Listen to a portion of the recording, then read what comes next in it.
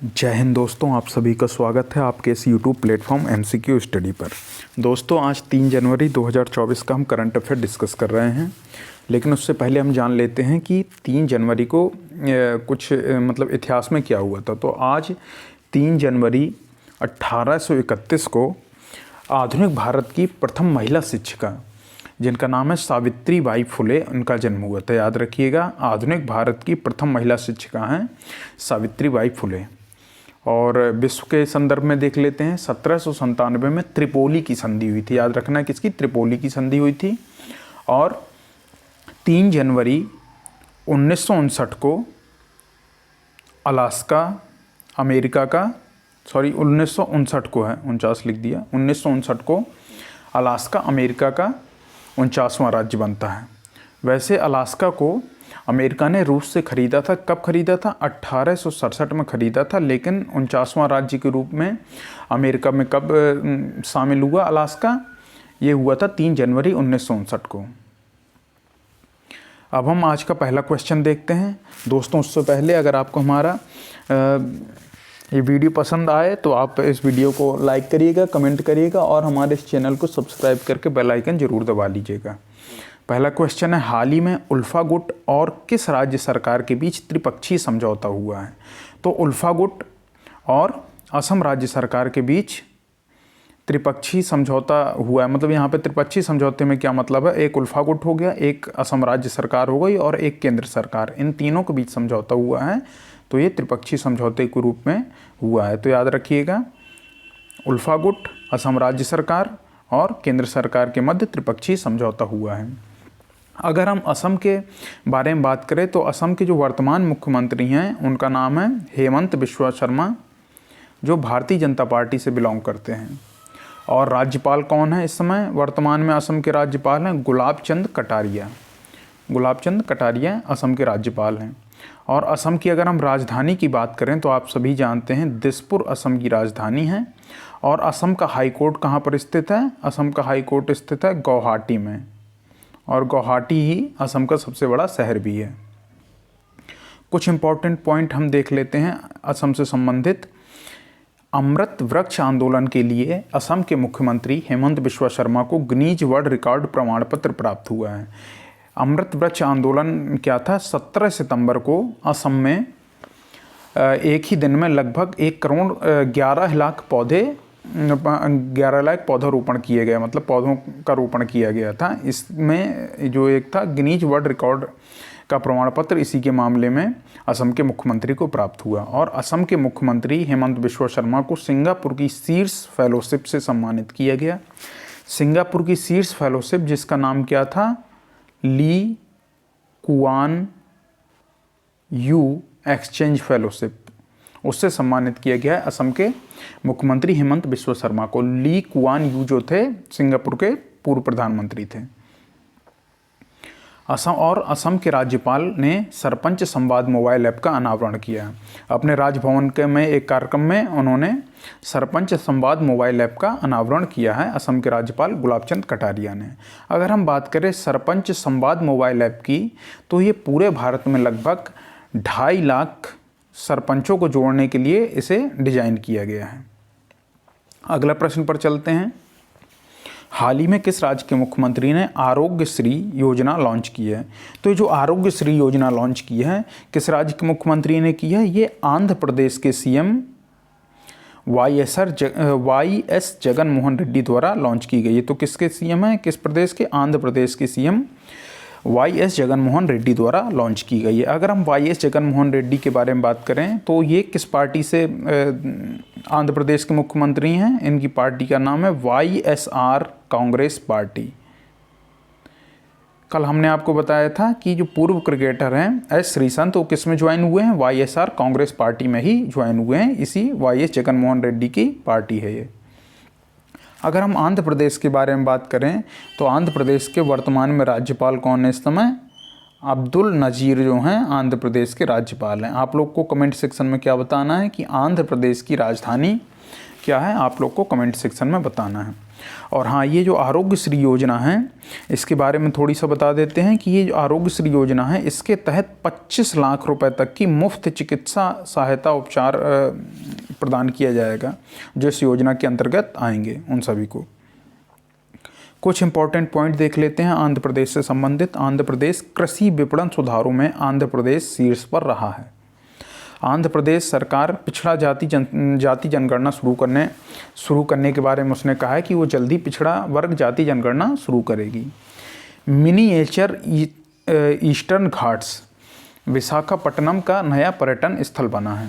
और आंध्र प्रदेश के पूर्व मुख्यमंत्री कौन हैं जिन्हें भ्रष्टाचार के आरोप में गिरफ्तार कर लिया गया है? पूर्व मुख्यमंत्री, उनका नाम क्या है?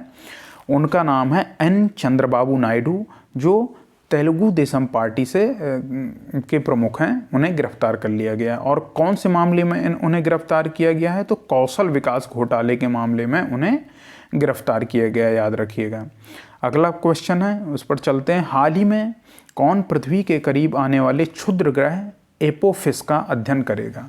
तो एपोफिस का जो अध्ययन करेगा, पृथ्वी के करीब आने वाले क्षुद्र ग्रह एपोफिस का अध्ययन कौन करेगा? नासा करेगा।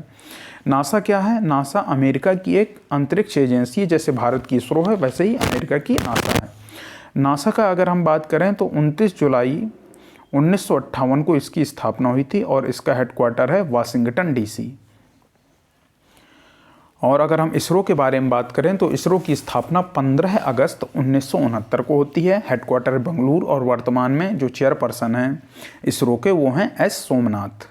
अगले प्रश्न पर चलते हैं। अगला प्रश्न है, हाल ही में प्रधानमंत्री मोदी के 10 वर्ष के शासनकाल में कर वृद्धि बढ़कर कितने गुना होने का अनुमान है? तो जो प्रधानमंत्री मोदी के 10 वर्ष के शासनकाल में कर वृद्धि बढ़कर लगभग 3 गुना होने का अनुमान है। और लगभग 3 गुना होकर कितनी हो जाएगी? बढ़ के 13 ट्रिलियन रुपए से अधिक होने की संभावना जताई गई है। कितनी? 13 ट्रिलियन रुपए से अधिक होने की संभावना जताई गई है कर वृद्धि मतलब टोटल इतनी हो जाएगी 3 गुना होने के बाद।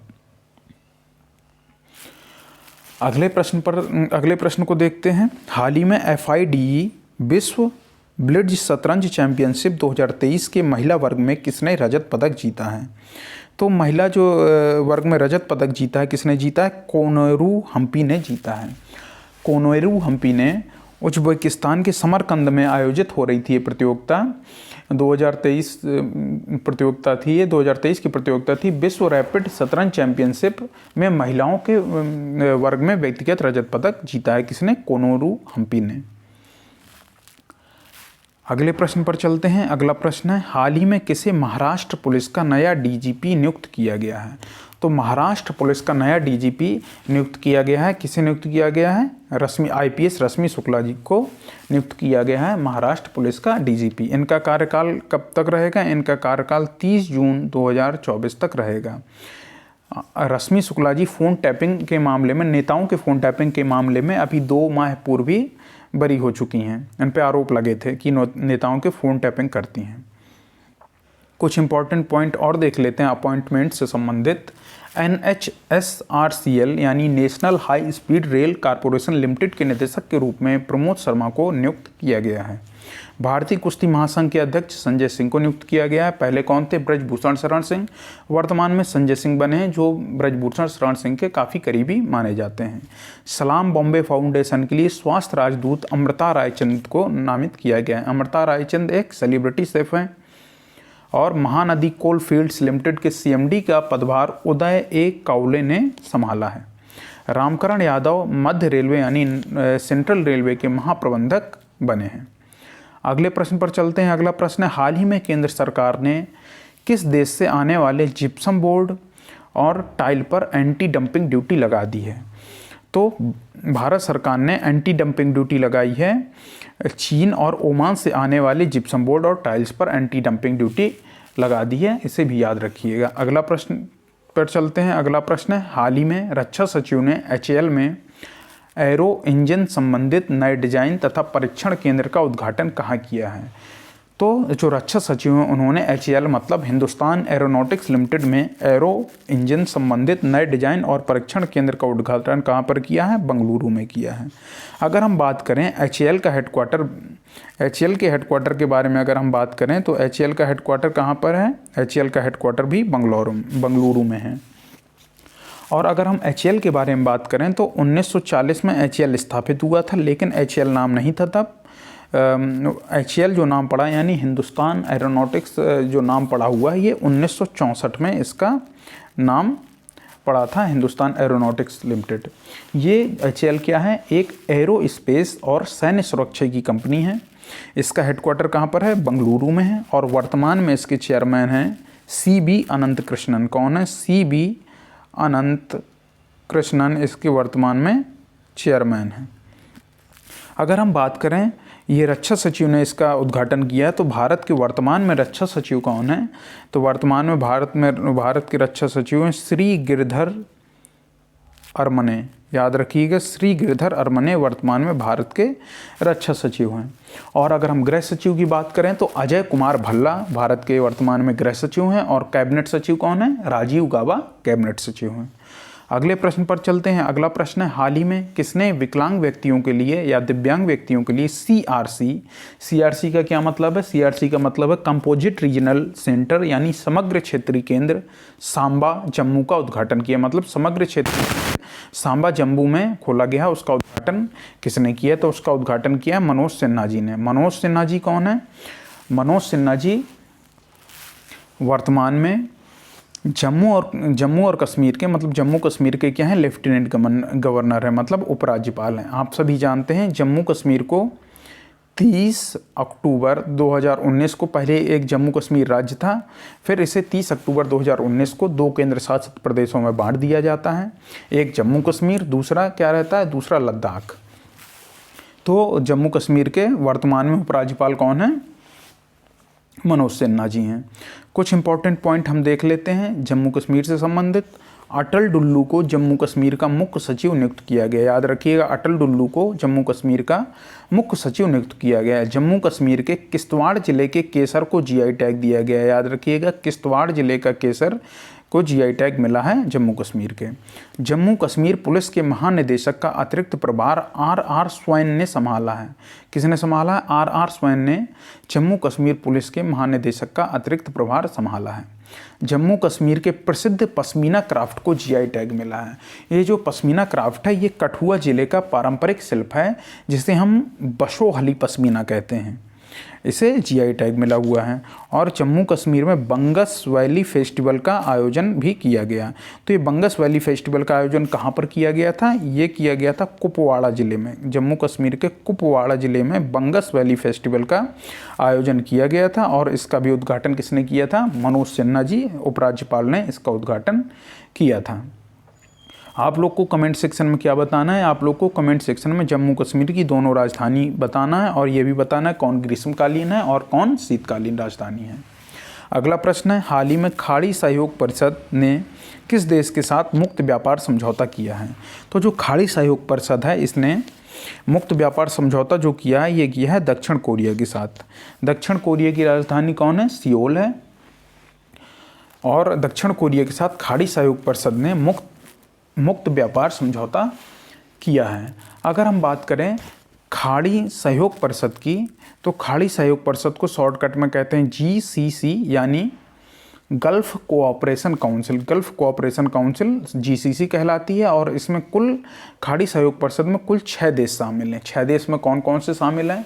बहरीन, सऊदी अरब, ओमान, UAE, कुवैत और कतर। एक बार फिर से सुन लीजिए, बहरीन, सऊदी अरब, ओमान, UAE, कुवैत और कतर, ये 6 देश इसमें शामिल हैं। कुछ इंपॉर्टेंट पॉइंट देख लेते हैं दक्षिण कोरिया से संबंधित। दक्षिण कोरिया दुनिया के सबसे बड़े चिप सेंटर या चिप क्लस्टर का निर्माण करेगा। ओसिनिक्स सिटी नामक तैरता हुआ शहर दक्षिण कोरिया में स्थापित किया जा रहा है। और यून सुक योल दक्षिण कोरिया के नए राष्ट्रपति बने हैं। अगले प्रश्न पर चलते हैं। उससे पहले दोस्तों, अगर आपको हमारे वीडियो पसंद आ रहा हो तो आप इस वीडियो को लाइक करिए, शेयर करिए, कमेंट करिए, और अगर आपने अभी तक हमारे इस यूट्यूब चैनल को सब्सक्राइब नहीं किया तो प्लीज़ सब्सक्राइब जरूर करिएगा। और हमारे चैनल में की जो भी प्लेलिस्ट हैं आपको सब डिस्क्रिप्शन बॉक्स में मिल जाएंगी, और हमारे सोशल मीडिया प्लेटफॉर्म से जुड़ने के लिए भी आपको सभी लिंक डिस्क्रिप्शन बॉक्स में मिल जाएंगी, आप ज़रूर जुड़िएगा। और अगर आप ये वीडियो फेसबुक में देख रहे हैं तो भी इस वीडियो को शेयर करिए, कमेंट करिए और लाइक करिए। और आप हमारे फेसबुक में MCQ स्टडी नाम से ग्रुप है, फेसबुक ग्रुप है, आप उससे भी जुड़ सकते हैं, उसकी भी लिंक आपको डिस्क्रिप्शन बॉक्स में मिल जाएगी। अगला प्रश्न है, हाल ही में केंद्र सरकार ने सुकन्या समृद्धि योजना में ब्याज दर को बढ़ाकर कितना कर दिया है? सुकन्या समृद्धि योजना में पहले ब्याज दर कितनी थी? पहले ब्याज दर थी 8% थी, अब बढ़ाकर केंद्र सरकार ने 8.2% कर दिया है। अगला प्रश्न है, और हाँ, सुकन्या समृद्धि योजना में जो मैच्योरिटी रहती है वो 21 वर्ष में पूरी होती है। इस योजना की मैच्योरिटी वर्ष क्या है? 21 वर्ष की आयु में पूर्ण होता है। अगले प्रश्न पर चलते हैं। अगला प्रश्न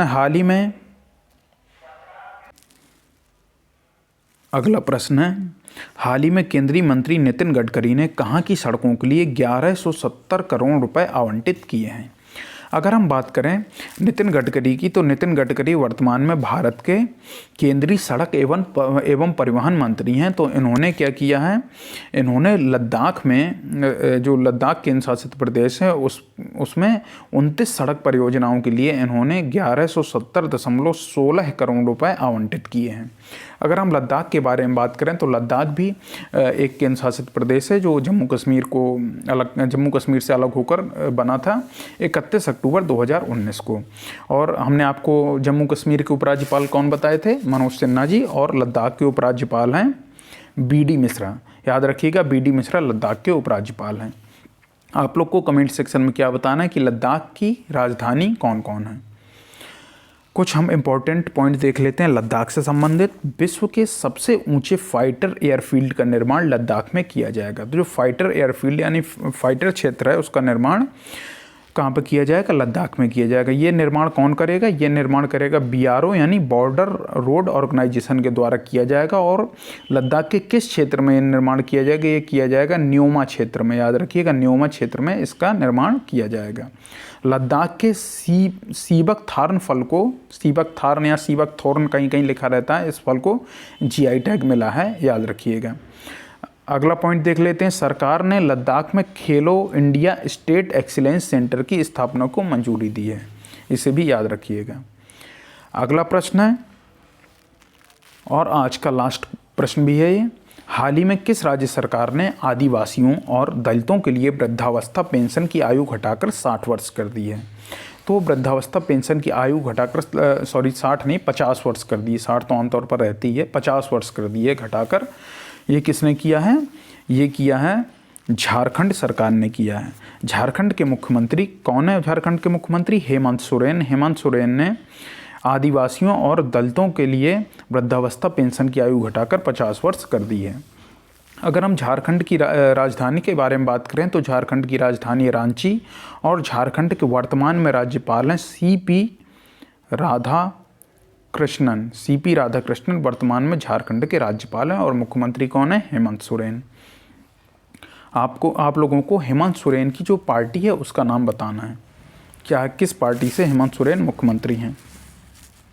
कुछ इंपॉर्टेंट पॉइंट देख लेते हैं झारखंड से संबंधित। श्रमिकों के लिए न्यूनतम मजदूरी सुनिश्चित करने के लिए कदम उठाने वाला पहला राज्य झारखंड बना है।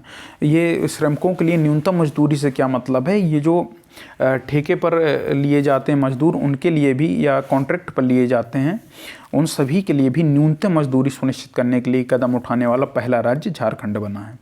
झारखंड में हेल्प कार्यक्रम शुरू किया गया है। हेल्प कार्यक्रम क्या है? स्वास्थ्य और पशुधन उत्पादन के विस्तार के लिए 11 अक्टूबर 2023 को झारखंड में हेल्प कार्यक्रम शुरू किया गया है। झारखंड की कैबिनेट ने ट्रांसजेंडर समुदाय के लिए पेंशन और OBC दर्जे को मंजूरी दी है। तो जो भी इस में आएगा ट्रांसजेंडर समुदाय, इस योजना के तहत, जो पेंशन की योजना के तहत आएगा, उनको पर मंथ 1000 रुपये मिलेंगे। अगले पॉइंट देख लेते हैं। झारखंड में कर्मा पूजा त्यौहार मनाया गया है। कई बार पूछ लेता है कि कर्मा पूजा त्यौहार कहाँ मनाया गया है, तो आपको बताना है झारखंड में मनाया गया है। तो दोस्तों, अगर आपको ये वीडियो पसंद आया हो तो आप इस वीडियो को लाइक करिए, कमेंट करिए, शेयर करिए, और आपने अगर अभी तक हमारे इस चैनल को सब्सक्राइब ना किया हो तो इस चैनल को ज़रूर सब्सक्राइब करिए। और फेसबुक में अगर आप हमारे वीडियो देख रहे हैं तो इस वीडियो को ज़्यादा से ज़्यादा शेयर करिए। तो दोस्तों, अब हम आपसे अपने नेक्स्ट वीडियो में मिलते हैं।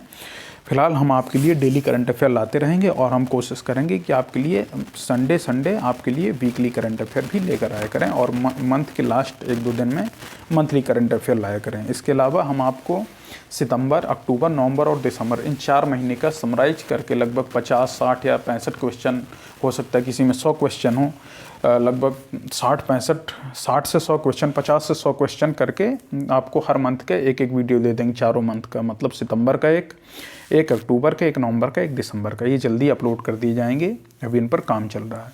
तो दोस्तों, अब हम आपसे अपने नेक्स्ट वीडियो मिलते हैं। जय हिंद, जय भारत।